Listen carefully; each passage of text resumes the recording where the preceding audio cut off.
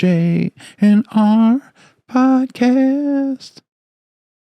Yeah. I'm pretty sure somebody peeled my scalp back and my brain's hanging out. Yeah. Pretty cool. When I was in New York. Speaking of my brain hanging out. No, honestly though, hanging out in New York in the dorms. Yeah. It was me, Some other people. some other people. And I realized that our presence, maybe our spirit or whatever was ourselves, was behind our head. It was right here. That's where you're watching from? Yes. Or that's where it lives? That's where their essence is. My essence. Sure. Is behind my head. My soul.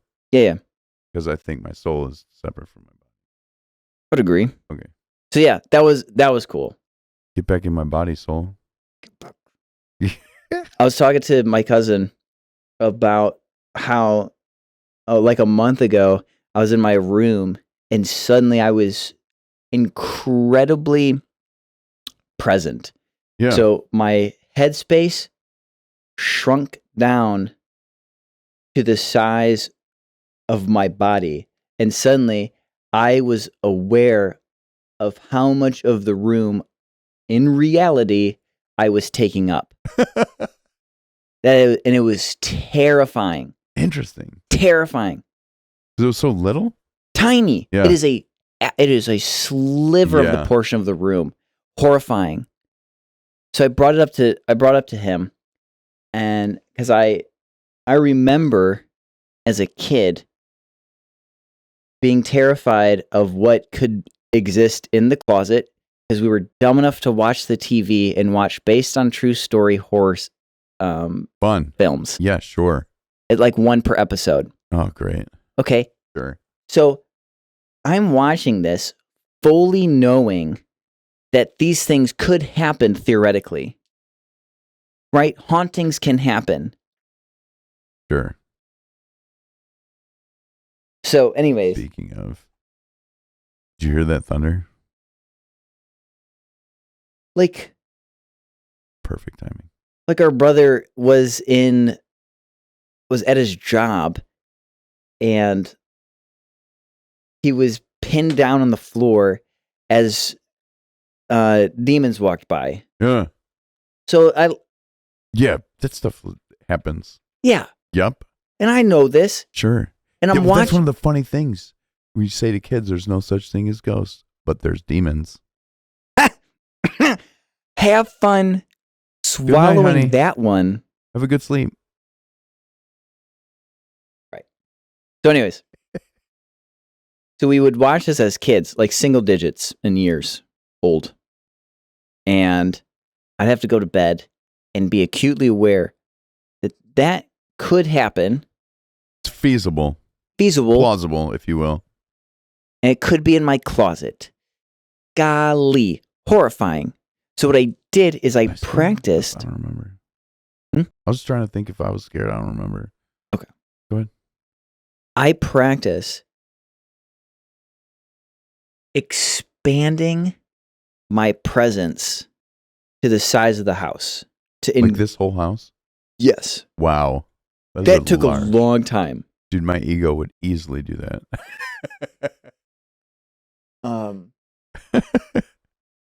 So my interesting. My headspace ballooned. Anytime I thought about my headspace, I would balloon it as large as I could. But still within the impetus of it is still within you. What is impetus? Like the presence from which your perspective is, although your headspace is the size of the house, you're still inside you. It's hard to explain because the honest answer is barely. Like sure. I am taking in visual through my eyes, but I'm out there. Yeah, I'm barely my here. caution is that if you start leaving your body, that's dangerous. That's all. Sure. Astral projection. Yeah. Also, not a good thing to practice. For sure. And I never tried to. It was never a goal. Right. Sure. But in a mental experiment like that, right? It's a caution. That's all. Speaking of the tininess, that was a sensation that I had a lot when I was growing up, feeling like I was just falling into a black hole because of how insignificant I am. Right? It was probably just a sensation of anxiety without knowing what I was feeling. Mm-hmm. Like, oh, well, now I know.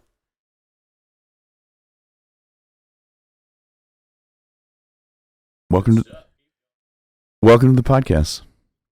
Hi, guys. JNR podcast. We're glad that you're here, hanging out with Richard, just chatting. Fun. Thanks for joining.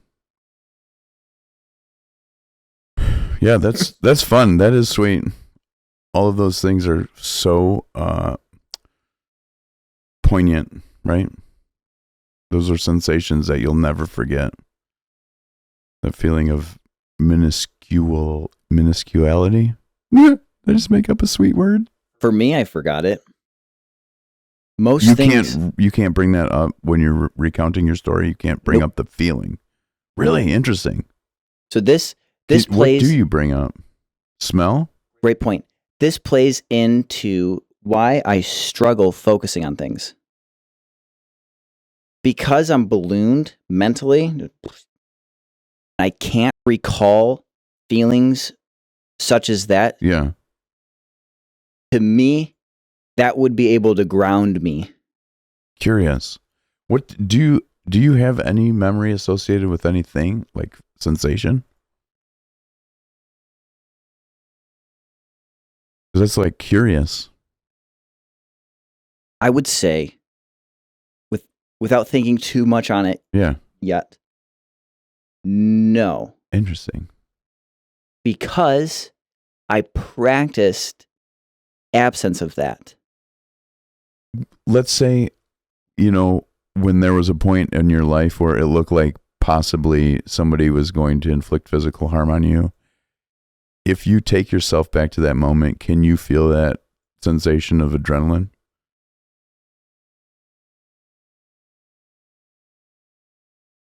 The reason I'm asking is because it's very easy for me to instantly put myself back into whatever emotion or adrenaline or whatever I was feeling in a moment, right? So when I look back on when that guy pulled the knife on my buddy and I took it out of his hand, I can instantly summon that adrenaline. Whoa. And all of that stuff just wells up in me like it is right now, right? Like I can feel, the warmth spreading throughout the body, all that kind of stuff. So that is easy for me. So I'm just wondering if that's not easy for you. That's cool. I just didn't, that's not my experience. Yeah. No. Wow, cool.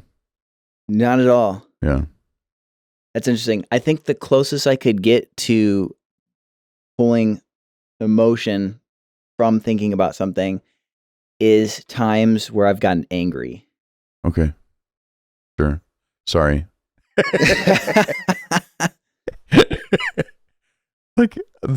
Yep. I probably had to do with one at least.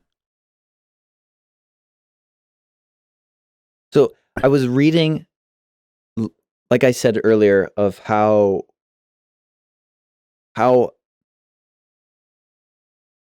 recently the only way for me to experience personal growth. Okay. And this has been true for like the last, let's say, decade. Okay. Decade. Majority of my conscious life. You've only been decade. I love it. The majority of. Okay. Because 2 decades ago I was 5. Oh shoot. Bang. Could not help it. Ridiculous. Regardless, in my adult life. Yeah. No, that's cool. I'm sorry. The only times I've been able to successfully experience growth is by obsessing over something thought until I kind of get fed up of not doing something about it. And then I start to dip my toes into it. Okay. But because I'm so ballooned in the head, I have nothing grounding me, that most things it doesn't touch me. It leaves no mark on my conscious for me to grasp or to hold on to chew on. So do you feel adrift then?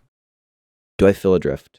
Does that headspace place you adrift if you have no anchor? I guess. You have an anchor though. Yes, that's the thing. Right, so how does that, this is very curious. So I'm just a balloon on a string.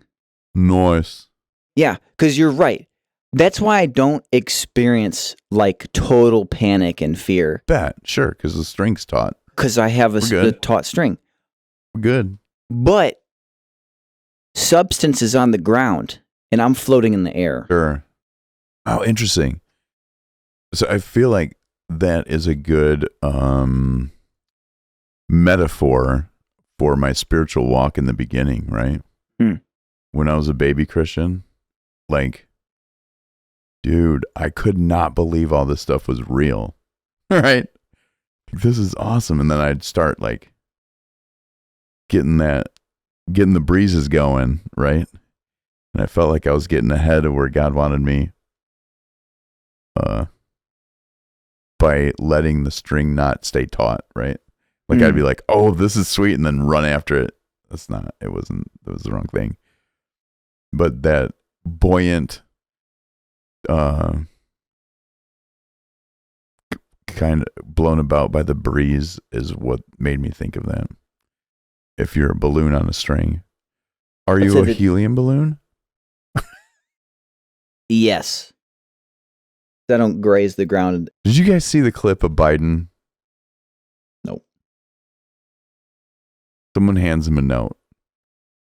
He wipes something off his face, looks at it, and we're pretty sure he put it in his mouth.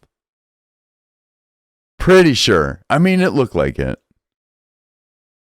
Bro, what the heck? All right.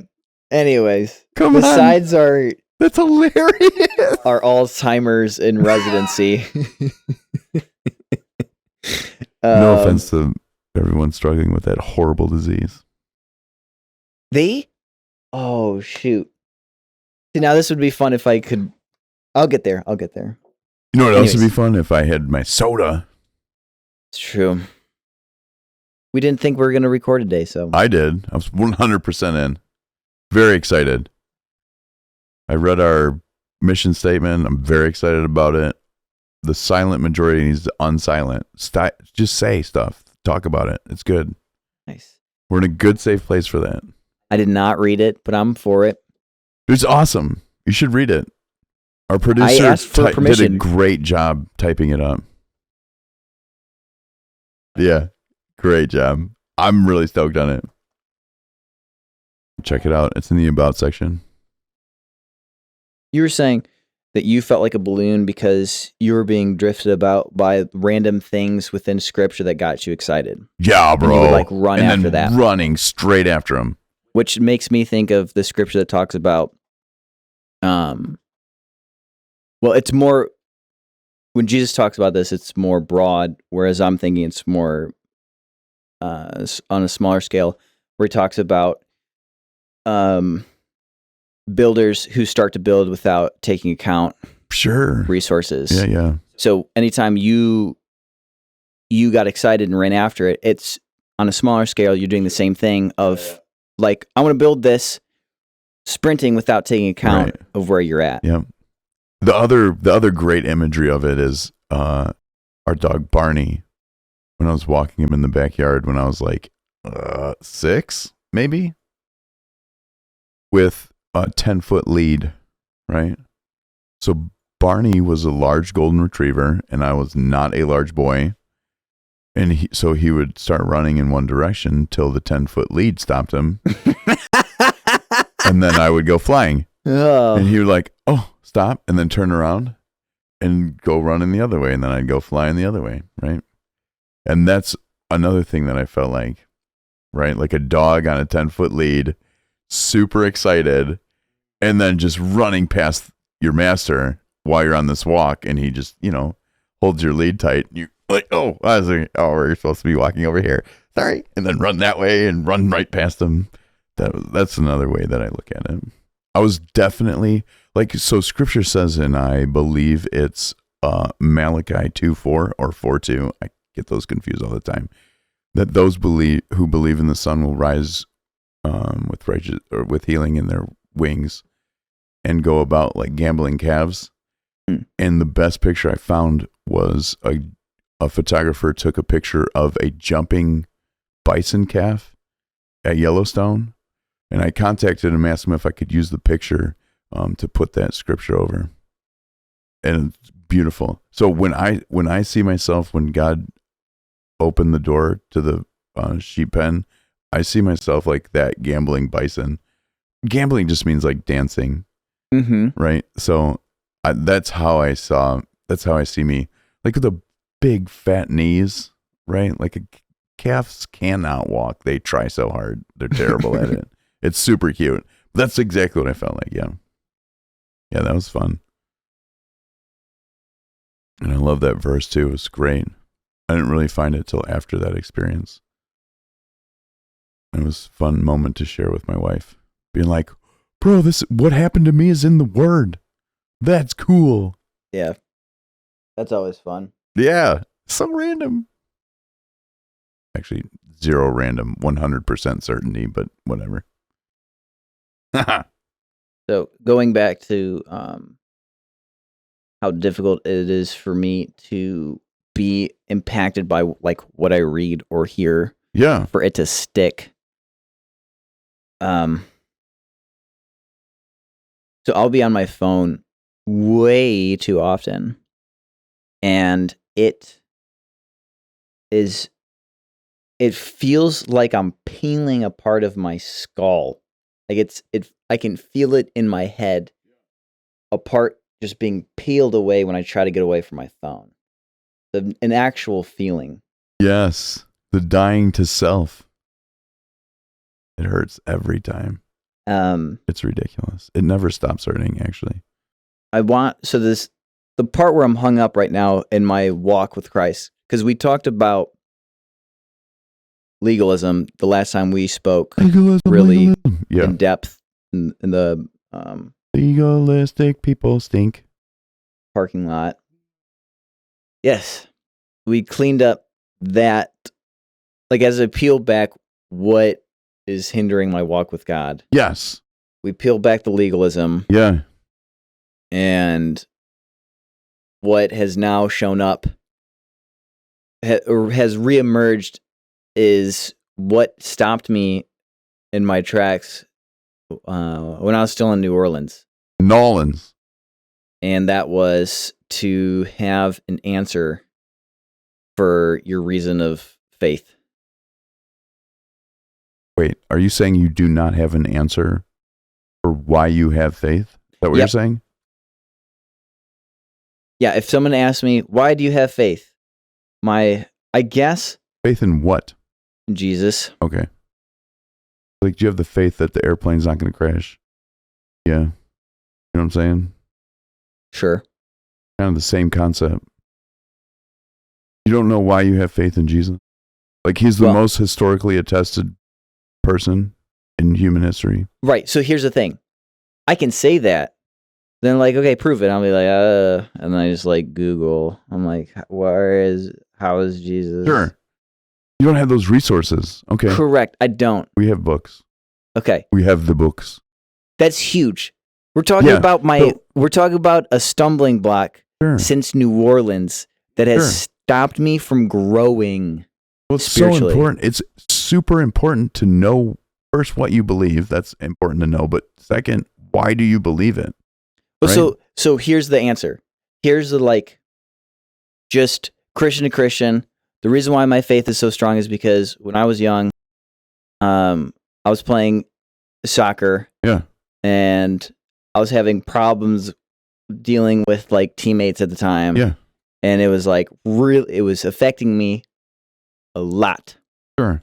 And I was like, I actually turned to God in prayer.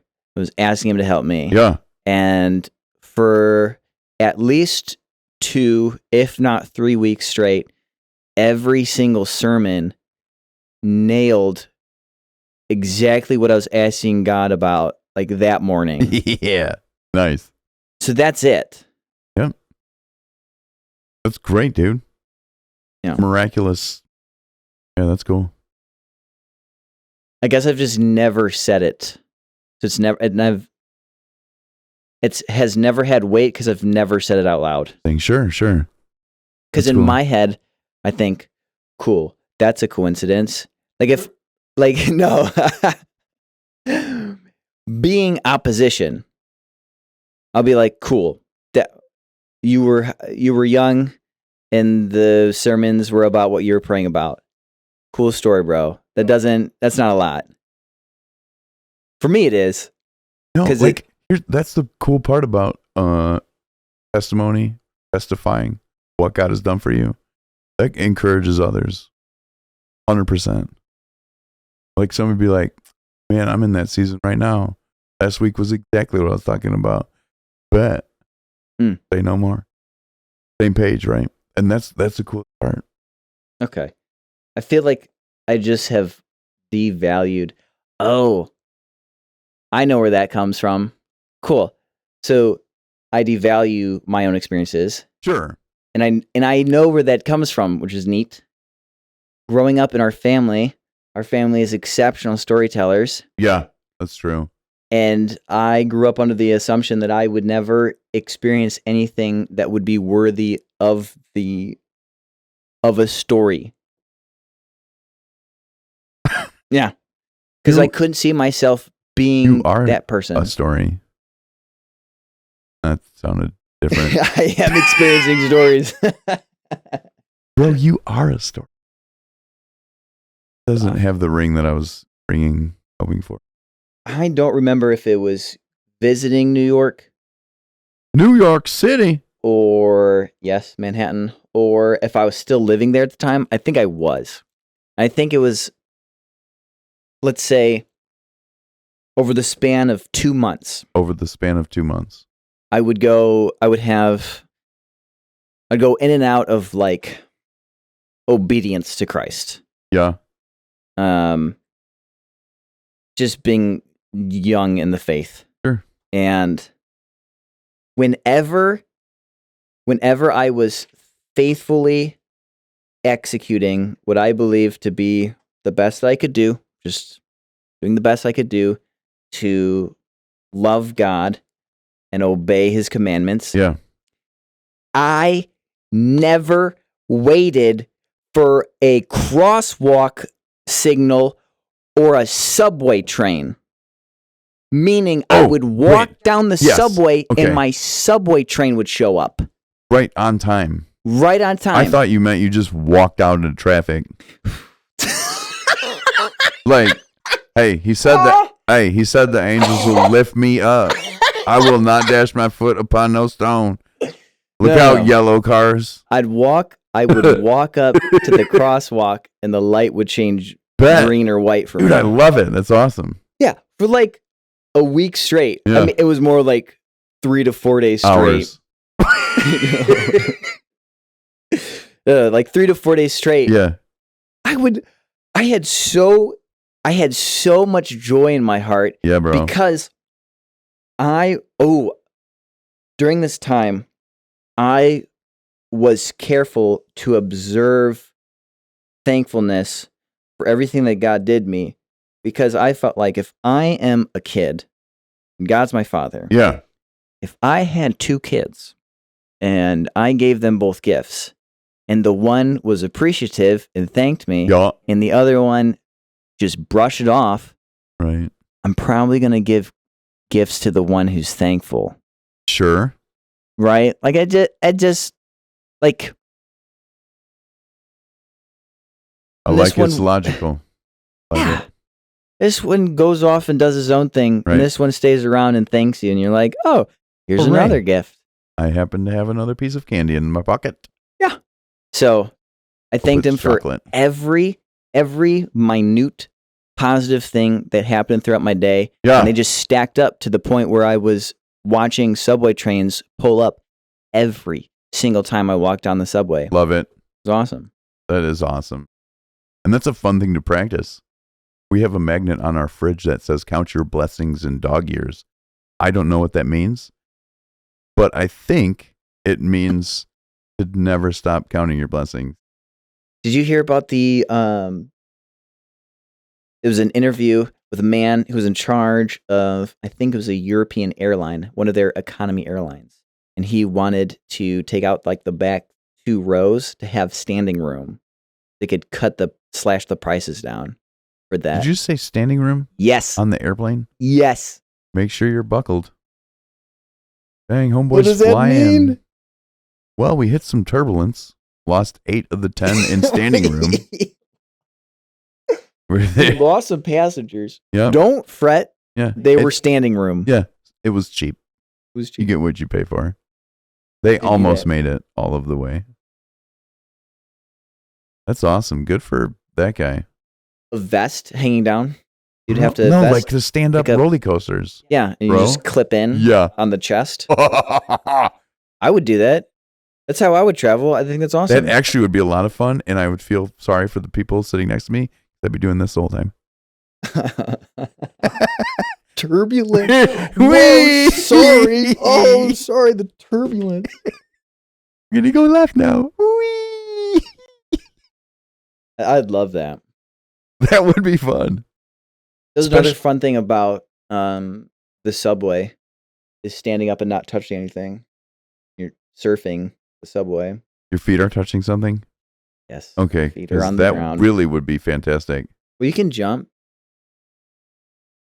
Oh, goodness. Jump when it's stopping.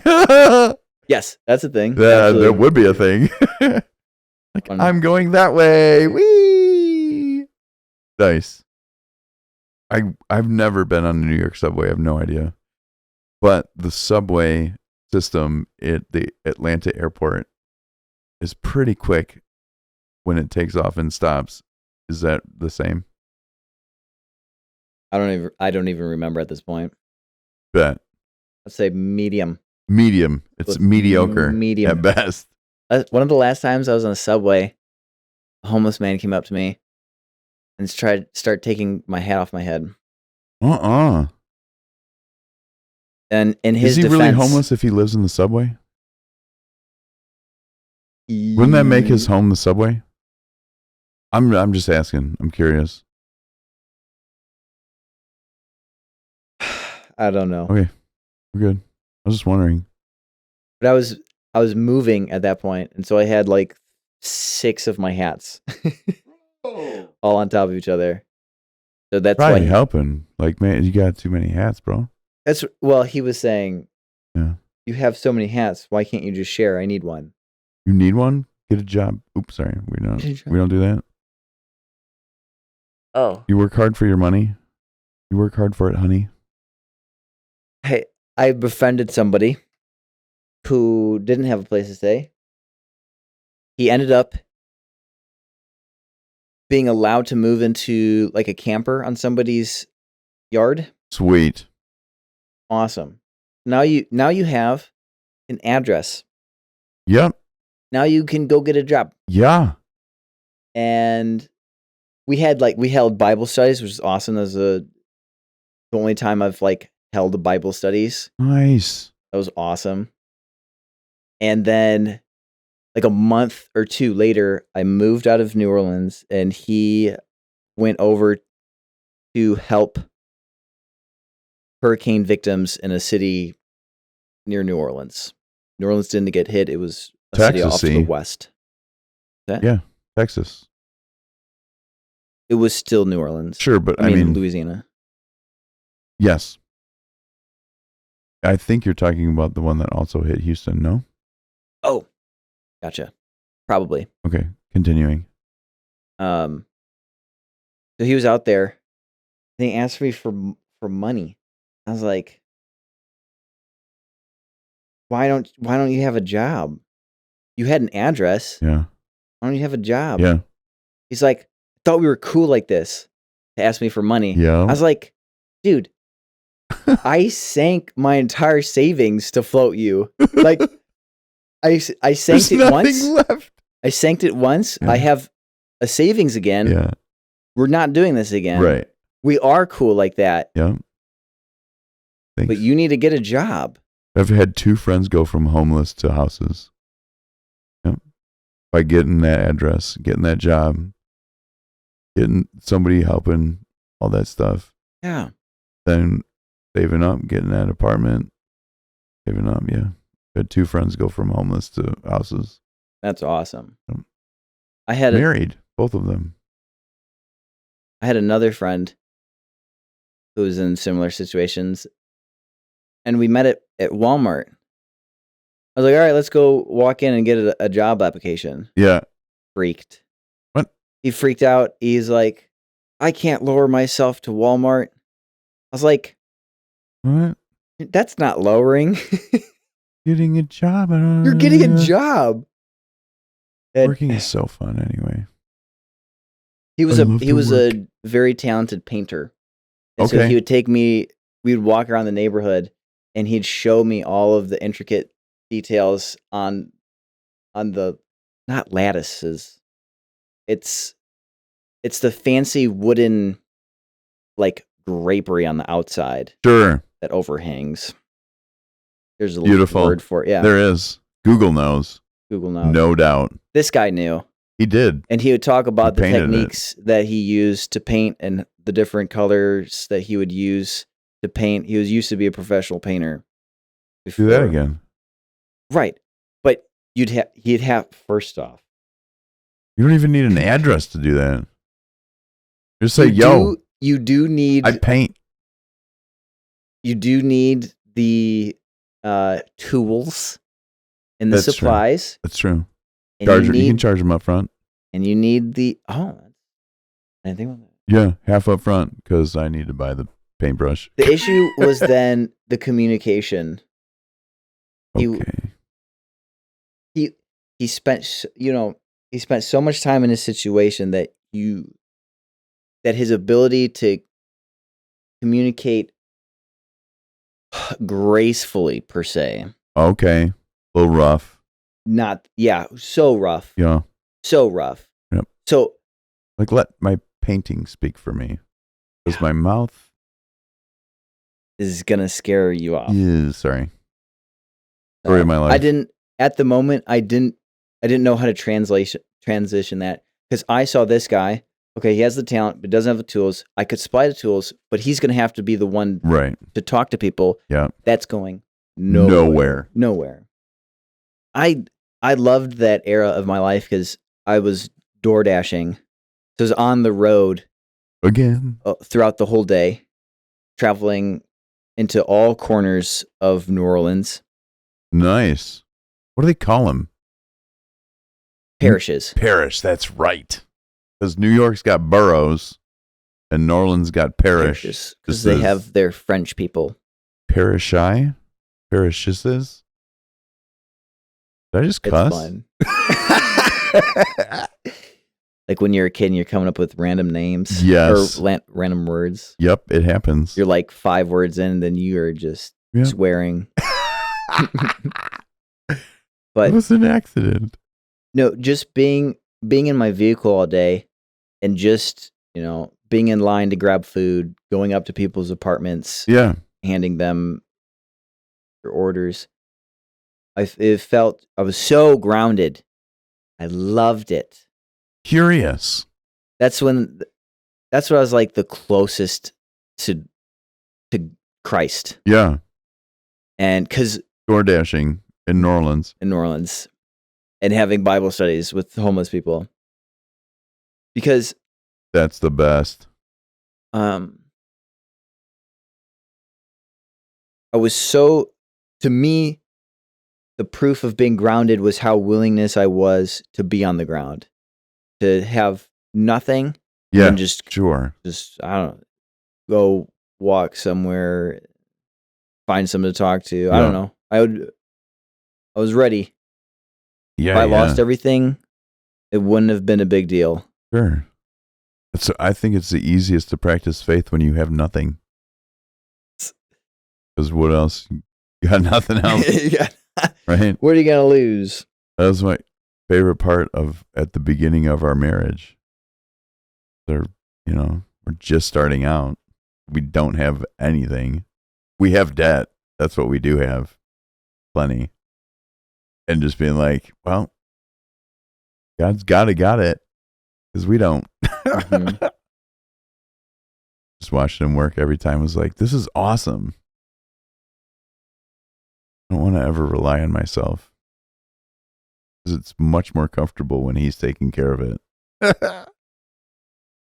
Like he's really good at it. So good to let him do that part. What were some sticky situations where he had to come through? Surprised you? Bills. There being more money at the end of the month than there should be. Right? My degree's in accounting. Numbers are really easy to work with. You just subtract them. And there being more money left. Happened a lot. Things lasting a long time. Like none of our cars having major issues. Rare. Or just having the ability to repair it myself. That's a gift. Right? That's not, I don't think I know all that much, but I do a lot of work on a lot of things and they work for the most part. So that's sweet.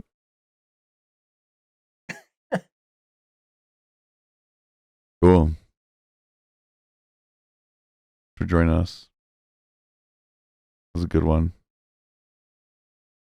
Agreed. Super hungry though. I don't know what's going on. I'm ready for a little bit of protein. Yeah, I need something. Catch us next time on our next episode. That'll happen another day. Thank you.